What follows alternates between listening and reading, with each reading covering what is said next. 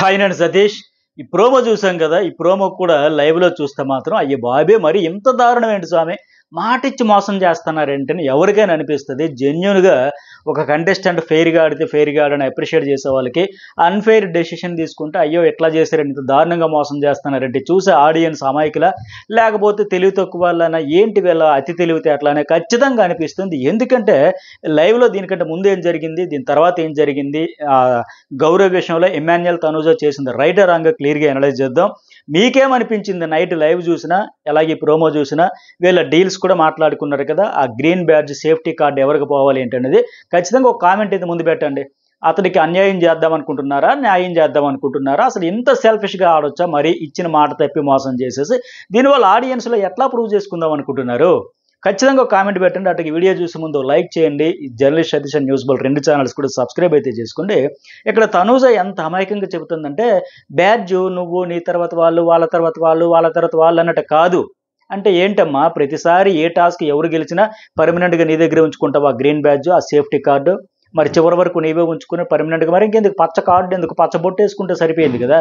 ఇంకా green signal మనకే ఇచ్చేసారు, గ్రీన్ కార్డు మనకాడ టెంపరీ అంటే పర్మనెంట్ సీజన్లో ఏ టాస్క్ గెలిచినా ఓడినా మనకైనా మాదిరిగా ఎంత సెల్ఫిషా మరిన్నో.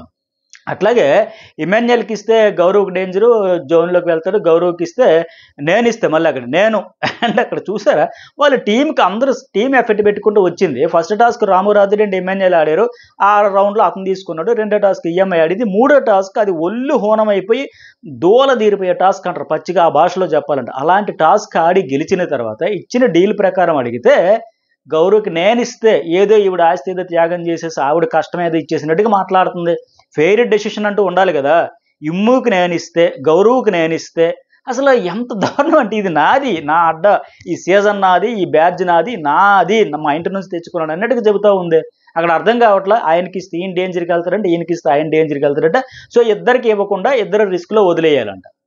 అంటే వాళ్ళిద్దరూ రిస్క్లో ఉన్న పర్వాలేదు, ప్రతిసారి నాకే ఉంచుకోవాలి, నేనే ఉండాలి, నేనే పర్మనెంట్గా ఇక్కడ ఉండాలనే ఉద్దేశం. అంత సెల్ఫిష్గా ఆలోచించచ్చా? ఇక్కడ ఇమాన్యుయల్ కూడా ఎంత ఘోరంగా మాట్లాడుతున్నాడంటే, ఇందాక రిస్క్ తీసుకున్నావు కదా నేను అని చెబుతా గౌరవ్ మరి అడుగుతాడు టోటల్లీ అన్ఫెయిర్ వై ఓన్లీ మీ అని చెప్పి ఆయన అడగడంలో తప్పేలేదు. ఎందుకంటే ఫస్ట్ గెలిస్తే ఆయన దగ్గర ఉంది, సెకండ్ గెలిస్తే నీ దగ్గర ఉంది, ఇప్పుడు థర్డ్ గెలిచేటప్పుడు నాకు ఇవ్వాలి కదా. ఆయన అడగడంలో తప్పే ఉంది, అది ఓపెన్గా వాళ్ళు మాట్లాడుకున్న డీలే కదా. బట్ తను ఈజీ టార్గెట్ వాడైపోతాడని చెబుతుంది. మరి ఇతర టార్గెట్ అవడా?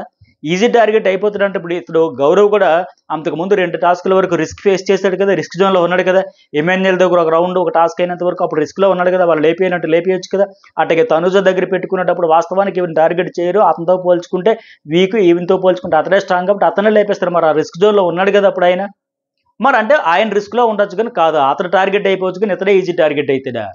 పైకి ఇతడు ఎలా చెప్తాడు ఇమాన్యుయల్, ఇప్పుడు నువ్వు తీసుకుంటే అవుట్ ఆఫ్ ద గేమ్ నేను అయిపోతా, 2 రోజులు ఆడింది ఎందుకు, మరి ఇద్దరం రిస్క్ తీసుకుని వాడికి ఇచ్చేది అంటే నాకు ఒక కన్ను పోయిన పర్వాలా, నీకు మాత్రం రాకూడదు, అవతలోడికి 2 కళ్ళు పోవాలనే టైప్లో ఉంది. అంటే ఏ రౌండ్లో కూడా అతనికి ప్రొటెక్ట్ అక్కర్లేదా, సేఫ్టీ అక్కర్లేదా?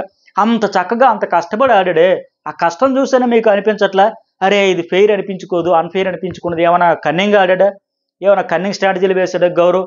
సొంత టీంకి వెన్నుపోటు పొడిచాడా?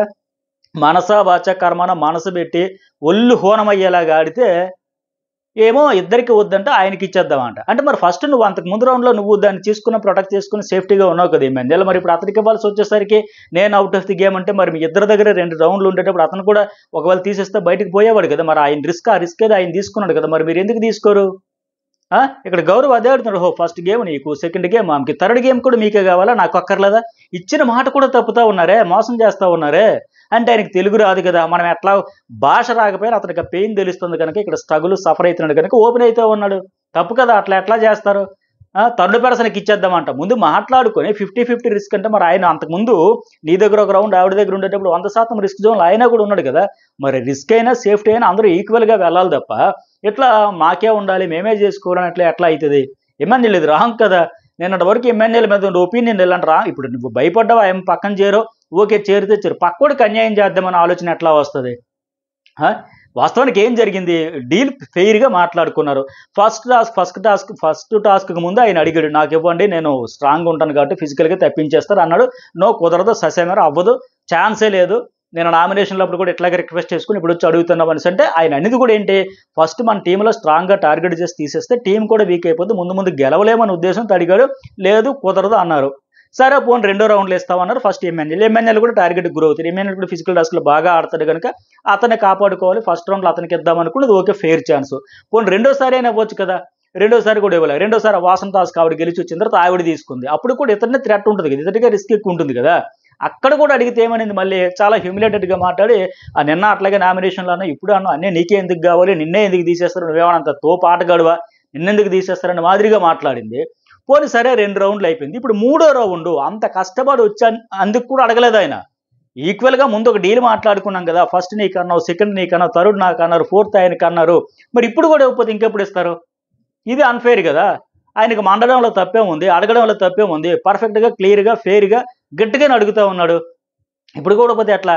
ఆ వాటర్ టాస్క్ గెలిచి వచ్చిన తర్వాత కూడా మళ్ళీ మీ ఇద్దరిలో రాము గౌరవులు ఎవరికో ఒకరికి ఇస్తారంట. ఆయన అడిగిన దానికి వీళ్ళు మాట్లాడుకొని ఎట్లా మోసం చేస్తారా? ఇమాన్యుయల్ మళ్ళీ ఏం అమాయకంగా వచ్చి మన ఇద్దరికి అక్కర్లేదు, మన ఇద్దరికి వద్దు, వాడికి ఇచ్చేద్దాం అంటే, నాకు రిస్క్ అంటే ఈయనకి రిస్క్ అంటే ఇమాన్యుయల్, మరి ఆయనకి రిస్క్ లేదా? ఫస్ట్ రౌండ్ నువ్వు పెట్టుకున్నావు కదా, అప్పుడు మరి ఆయన రిస్క్లో ఉన్నాడు కదా. సెకండ్ డ్యామ్ పెట్టుకుంది కదా, అప్పుడు కూడా ఆయనతో పాటు నువ్వు రిస్క్లో ఉన్నావు కదా. అప్పుడు మరి తనుజ ఎందుకు అడగలే? నువ్వెట్లా పెట్టుకుంటావు, నేనే స్ట్రాంగ్ కదా నీకంటే, మరి మన ఇద్దరం నేను రిస్క్లో పడతానని అప్పుడు కూడా అడగొచ్చు కదా ఇమాన్యుయల్. అప్పుడు అడగలే. ఇక్కడ గౌరవ్కి ఇవ్వాల్సి వచ్చేసరికి ఇమాన్యుయల్ అయ్యో నేను రిస్క్లో ఉన్నాను గుర్తొచ్చిందా? మరి ఆయన రిస్క్లో ఉన్నప్పుడు గుర్తు రాలేదా? అట్లాగే తనుజ విషయంలో కూడా ఆవిడ పెట్టుకున్నప్పుడు ఇతను రిస్క్లో ఉన్నట్టు గుర్తు రాలేదా? కేవలం గౌరవ్కి ఇచ్చేసరికి ఇతను రిస్క్లోకి వెళ్ళిపోతాడంట. ఆ రిస్క్ అది 50-50 షేర్ చేసుకుంటారంట. ఆ రామురాధుడికి సేవ్ చేస్తారంట. ఇది తప్పు కదా. అంటే రామురాధుడి మీద ప్రేమ అభిమానం కాదు, వీడు ఎక్కడ తగులుకున్నాడు రా బాబు, ఈ గౌరవ్ గడు ఏదో లాంగ్వేజ్ రాదు మూసుకొని మూలంటాడు అనుకుంటే ఎంత గట్టిగా పాయింట్లు అడుగుతున్నాడు. సరే ఎందుకులే, వీడికి వద్దు నాకు వద్దు ఆయనకి ఇచ్చేద్దామని ఇట్లా ఆలోచిస్తున్నారు. అది ఇప్పుడు మళ్ళీ ఆయనకి ఇస్తామని చెప్పి మోసం చేస్తామంటే, మీకంటూ ఒక డీల్ అయ్యింది కదా. ఫస్ట్ నువ్వు, సెకండ్ ఆమె, థర్డ్ ఒకరు, ఫోర్త్ ఒకరు, రాము కూడా 4th రౌండ్ అన్నారు. ఆ డీల్ క్యాన్సిల్ చేయడం ఏంటి? పైగా ఇక్కడ బిగ్ బాస్ నైట్ లైవ్లో అడిగాక ఇంత గొడవ ఇంత అడిగిన తర్వాత ఇక తప్పక ఆయన ఫైట్ చేసి లాక్కున్నాడని చెప్పాలి గౌరవ్కి. అంత గట్టిగా అడిగిన తర్వాత ఇమాన్యుయల్ అంతా సరే తానా అంటే తానాడిగా తనుజతో ట్యూన్ అయిపోయాడు కదా. అంత అయిపోయిన తర్వాత ఆలోచించుకుని లైవ్లో జరిగింది. మరి ఎపిసోడ్లో చూపిస్తారో లేదు కానీ, sorry bro Gaurav bro, sorry bro అంటే నేను డిఫెన్స్ చేసుకోకపోతే ఆడియన్స్ అడుగుతారు కదా, అంటారు కదా అని అప్పుడు వచ్చి సారీ చెబుతున్నాడు. ఇలా చేస్తేనే కన్నింగ్ అంటారు. ఆడియన్స్ ఎందుకంటారు? నువ్వు ఫెయిర్గా ఒక డీల్ మాట్లాడుకుని ఆయన మీ టీం కోసం 100% ఎఫర్ట్ పెట్టిన తర్వాత నీ కోసం నువ్వు సేఫ్టీ చూసుకుని, ఆవిడ కోసం ఆవిడ సేఫ్టీ చూసుకుని, ఆ డీల్ ప్రకారము 1/1 అనుకునే తర్వాత కూడా ఆయనకి ఇవ్వకపోతే దాన్ని కన్నింగేనే అంటారు. అంతే తప్ప నీకోసం నువ్వు ఎందుకు అంటే పక్కోడికి అన్యాయం చేసి మరి నీకోసం నీకు చేసుకుని అడిగితే రెండు ఆడియన్స్. ఇట్లా చేసుకుంటే ఇమాన్యుయల్ ఇప్పటికే గ్రాఫ్ పడిపోతూ ఉంది. ఆవిడ పక్కన చేరింది కాక ఇంకా తానా తందానా అంటే మాత్రం కష్టమే. విన్నర్ మెటీరియల్ అనుకున్నప్పుడు అలా అలా అలా డౌన్ఫాల్ అయిపోయి ఇంక ఇలాగే కొనసాగితే ఈ ఇద్దరు combo, Tanuja and Emmanuel combo ఇద్దరు జత అయిపోయి జట్టు అయిపోయి నాకు నువ్వు నీకు నిన్నట్టు అనుకుంటే ఆ టాప్ 5 కూడా కష్టమైన పరిస్థితి వచ్చేస్తుంది. ఇంకా ఈ గౌరవ్ని ఇలాగే నిన్న టార్గెట్ చేసి టాస్క్ ఆడేదానికి ముందు టార్గెట్ చేసి ఆడిన తర్వాత టార్గెట్ చేసి పైగా ఇంతకుముందు ప్రోమోలో వచ్చింది చూసారా, ఒక స్ట్రాంగ్ ఎవరు రెబల్ అంటే ఆయన మీద అనుమానం లేకపోయినా కంప్లీట్గా తప్పించేస్తారు, స్ట్రాటజీగానే తప్పించారు. ఈ అనుమానం వంకతో ఆయన పక్కన పెట్టేద్దాం, స్ట్రాంగ్ కంటెస్టెంట్స్ తప్పుకుంటాడని. సో ఇవన్నీ చూస్తూ వరుస టార్గెట్కి గురవుతున్నాడు, అన్యాయంగా పక్కన తప్పించేస్తున్నారు అనుకుంటే ప్రిన్స్ ఎవరో గుర్తొస్తారు మళ్ళీ ఆడియన్స్కి. అప్పుడు ఆయన విషయంలో అట్లా చేస్తారు కదా. అసలు అప్పుడు ఉండేదానికి ఫస్ట్ వీక్ కష్టం అనుకున్నా, సెకండ్ వీక్ ఇంకా కష్టం అనుకుంటే టాప్ 5 వరకు వచ్చాడు ఆయన. ఇట్లా అన్యాయం చేస్తే ఆడియన్స్ అండగా నిలబడ్డారు, భాషగా రాకపోయినా నిలబడ్డారు. ఇప్పుడు కూడా అట్లాగే అవుతుంది. మరి ఇంకా ఇప్పుడు ఇమాన్యుయల్ ఓకే నువ్వు ఆవిడకి భయపడ్డావు, సరెండర్ అయిపోయావు, కానీ పక్కోడికి అన్యాయం చేద్దాం, మోసం చేద్దాం, ఎట్లా చేస్తావు? పైగా ఆడియన్స్ అంటారని చెప్పేసి ఆడియన్స్ మీద నెట్టేయడం వల్ల ఆడియన్స్ అనుకుంటారు కాబట్టి నువ్వు డిఫెండ్ చేసావంట. నువ్వు ఒక ఫెయిర్ డెసిషన్ కోసం, న్యాయం కోసం అట్లా అనుకుంటే అనొచ్చు.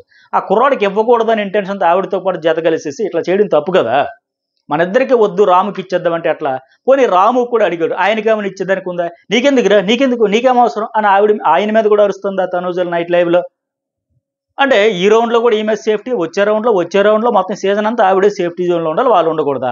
అందుకే రాము కూడా బాధపడే సాయి శ్రీనివాస అదేందన్నా 4th రౌండ్ నాకేమన్నా సరే ఇవ్వరంట అంటే అప్పుడే అన్నాడు సాయి శ్రీనివాస్, అదేరా బాబు ఆకలి రాజ్యం అక్కడ అలాగే ఉంటుంది. ఇంకా ఎవరి కోసం వాళ్ళే ప్రతిసారి ఉండాలి, నేనే అన్నిట్లో నేనే, ఇంకా కూడా ఉండకూడదు అని సాయి శ్రీనివాస్ కూడా ఈ వారం సేవ్ అయితే అప్పుడు చూద్దాం. నేను ఓపెన్ అయితే గట్టిగా మాట్లాడుతున్నా లెక్క. ఇక్కడ పైకి ఇవేంటి తనుజ, రాము నా కోసం ఆడుతున్నాడు, నన్ను నెత్తిని పెట్టుకుని ఉంటున్నాడు, ఆడుతున్నాడు అని చెబుతున్నాడు. ఇంకా అలాగే ఉంటుంది, ఇంకా నెత్తిని పెట్టుకుని ఆడుతున్నాడు కదా, ఇంకా ఆయన నేలకేసి కొట్టేద్దామని మాదిరిగా చూస్తుంది, ఇంకెవరికి ఇవ్వకూడదంట. మరి మీకేమనిపించింది ఓవరాల్గా? ఫెయిరా అన్ఫెయిరా వీళ్ళిద్దరి డెసిషన్. గౌరవ్కి అన్యాయం చేద్దాం అనుకున్నారా లేదా? లాస్ట్లో ఆయన ఫైట్ చేసి లాక్కున్నాడు. అయ్యి బాబు ఇంకా ఆడియన్స్లు బిస్కెట్ అయిపోతాం, వీకెండ్లో అయిపోతాం. వాళ్ళకంటూ మనస్సాక్షి ఉంటుంది కదా, ఇది మన అన్ఫెయిర్ డెసిషన్ డీల్ అనే. అందుకే ఏమేం సారీ చెప్పాడు, వచ్చి సారీ చెప్పి ఆ బ్యాడ్జ్ ఇచ్చారు. తప్పనిసరి పరిస్థితులు ఇచ్చారు. ఇచ్చి మళ్ళీ దానికేమో ఆడియన్స్ అని ఒక వంక అయితే పెట్టినాడు. కానీ ఆడియన్స్ ఏమి తెలియనంత అమాయకులు ఆడియన్స్. మరి మీకేమనిపించిందో కామెంట్ అయితే పెట్టండి. అట్లాగే journalist Satish and news bull 2 channels కూడా సబ్స్క్రైబ్ అయితే చేసుకోండి.